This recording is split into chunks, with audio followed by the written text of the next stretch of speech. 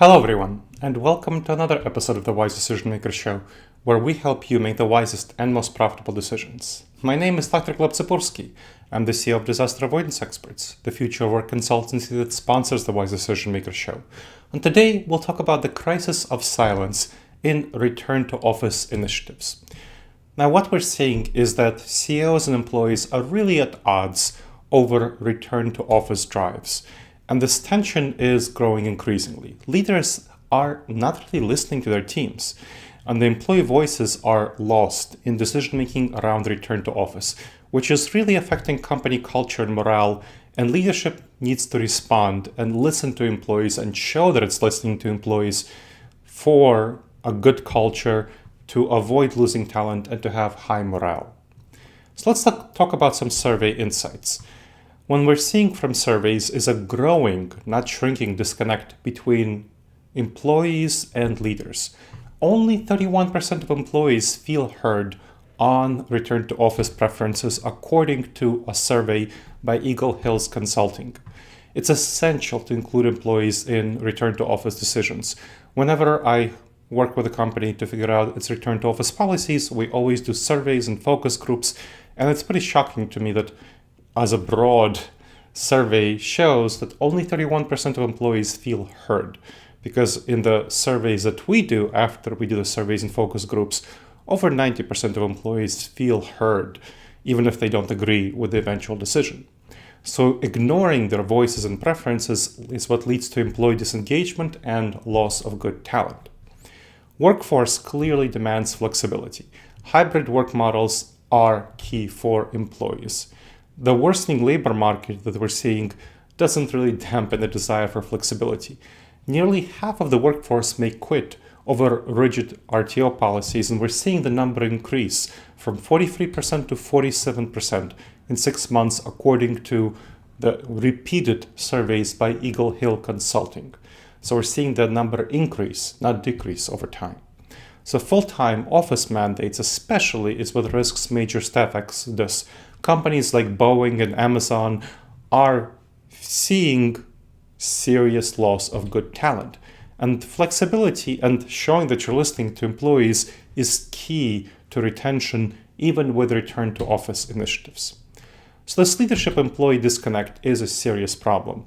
Another survey from CBRE, which is a real estate management company that has a natural incentive to get people in the office, shows that 81% of respondents feel that their leadership is out of touch. And the larger the firm, the more prone it is to misalignment with staff. And no wonder. The smaller the firm, the more flexibility they tend to offer. So we're seeing that smallest firms tend to offer the largest flexibility, medium-sized firms offer medium flexibility, the largest firms offer the least flexibility. And that's what we're seeing, the misalignment.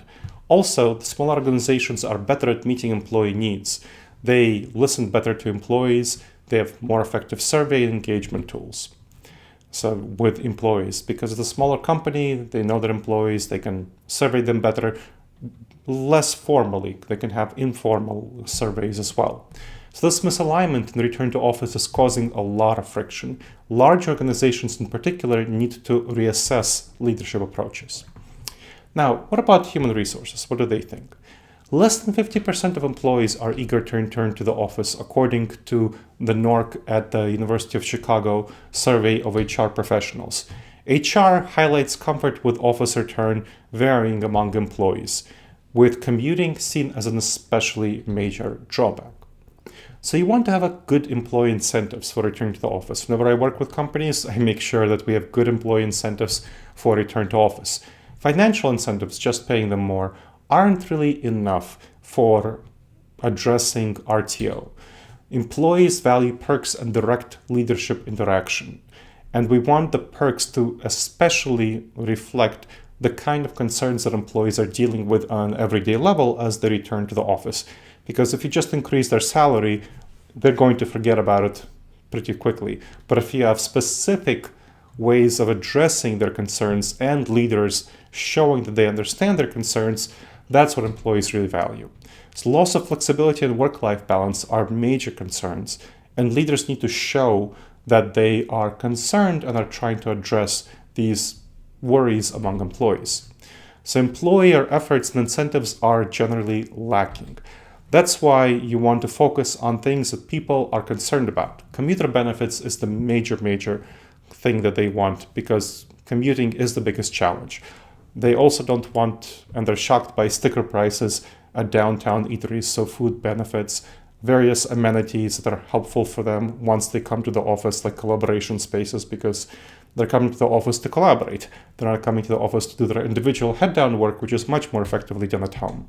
So it's essential to address challenges and costs with RTO for employee engagement. There are a couple of cognitive biases, which are dangerous judgment errors around this, that I want to highlight. The status quo bias shows a preference for models that leaders are comfortable with. It's status quo. So we leaders, anyone, has a preference for what they're comfortable with. And leaders are comfortable with models. They tend to be comfortable with models where they were most successful, which is in the office. And there is a reluctance to be flexible around hybrid work and remote work. So this bias leads to leaders clinging to traditional office setups and impedes their ability to really reflect and consider the benefits of hybrid and remote work models. So that's what hinders innovation around flexible work models. Leaders need to recognize and challenge this bias within themselves. Overcoming the status quo bias is crucial for the rapidly evolving modern workplace. Acknowledging the bias is the first step to addressing inflexible policies. So you want to look for a new arrangement and not be stuck to the past. Now, another problem, the cognitive bias, is called the halo effect. So the halo effect is a tendency to view things too positively, even when they don't deserve that positive reputation. It's kind of like a halo on somebody's head. So leaders tend to perceive a halo around the office. They positively look at the office work and they underestimate the benefits of hybrid and remote work. So this is a big problem. It's crucial for leaders to recognize and challenge this bias within themselves to develop more balanced policies and consider the workplace preferences of their employees and the benefits of hybrid and remote work policies, which will lead to more inclusivity and more effective return to office strategies. Let's talk about a couple of case studies that I worked with. One is a mid-sized professional services firm which faced significant employee resistance to its RTO mandate.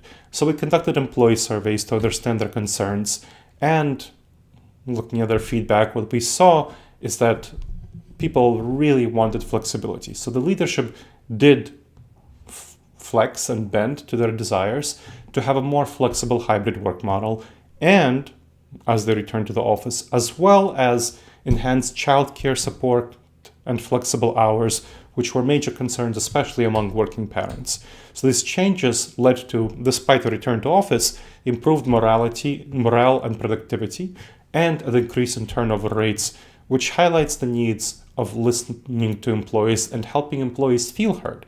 Again, some employees still didn't like the return to office, but they felt heard. They felt that the employer was actually listening to them and taking steps to address their concerns. Let's talk about a large financial services firm, where a rigid return to office policy led to low employee engagement. And so the leadership was really not aware of the extent of employee dissatisfaction. And they brought me in to help them figure this out once they became aware of it. And we did some focus groups and surveys, which led to a significant gap in perceptions, where employees wanted a lot more flexible work options. So what we did was we combined, again, the return to office with some flexibility and some financial perks like subsidized home office setups, and additional paid time off to improve morale while still having lots of in-office time. These changes had the positive impact of a more inclusive work environment, so people felt more included, employee job satisfaction improved, so the team performance, and so the culture of the firm was also transformed positively. This is an example of how the leadership being adaptable was key to having better morale, better job satisfaction, and better culture. And finally, let's talk about a tech startup. So it had pretty inflexible office-centric policies which harmed their staff retention, and that prompted reevaluation of return to office policies, their work policies. So I worked with them to focus on doing some surveys and interactive focus groups to have a good dialogue with employees. So that really helped staff feel they have input in decision making, and we made some changes with a hybrid work model based on employee feedback, and we had some stock options to incentivize office return for people who are more willing to spend more time in the office. And that performance-based bonuses added to enhance motivation for people, especially people who are willing to return to the office for more time. This improved staff retention and recruitment of new staff. So with the stock options and performance-based bonuses, and the company was positioned as a more competitive employer in the tech industry in the area where it was based, which was not the typical Silicon Valley.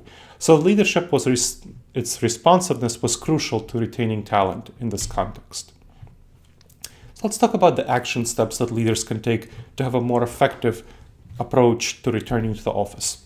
One is a comprehensive employee survey. So have an anonymous company-wide survey to evaluate employee preferences on our return to office and help employees feel heard.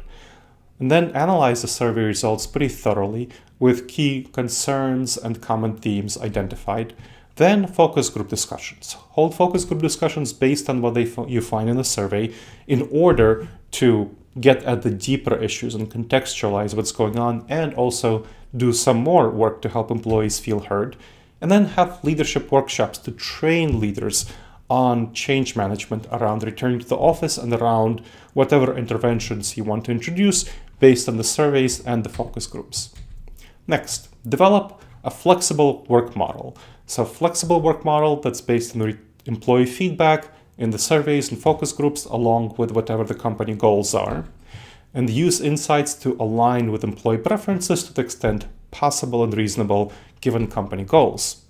Have appropriate incentives like financial benefits. I mentioned the stock options for those who are willing to return to the office more and incentivize those. That's a good technique for startups. Maybe a bonus as part of the initial return to office, but focusing more on non-financial perks like commuter benefits, food benefits, childcare benefits, and so on. Communicate these changes effectively across the company. Have open channels for feedback and questions as you're instituting these initiatives, and monitor and adapt the changes. So continuously monitor the impact of any new interventions that you're making and be prepared to make adjustments to address employee concerns. Foster an inclusive culture in the company. Have a culture that respects diverse work styles and preferences, and an environment where feedback isn't just solicited, but people also feel heard because their feedback is acted upon. And finally, measure the impact and share the successes of whatever policy you have. So share successes with the team to reinforce the positive aspects of this new model. The bottom line here is focusing on the importance of listening. Listening is key to effective leadership, and understand that listening is what leads to business success because you'll get employees invested and have buy-in, have high employee morale and engagement, and decrease employee turnover. Have this listening be a continuous leadership practice, whether it's around return to the office or anything else, and use this feedback to have a supportive and inclusive culture at your company. Create an environment where every employee feels valued and heard.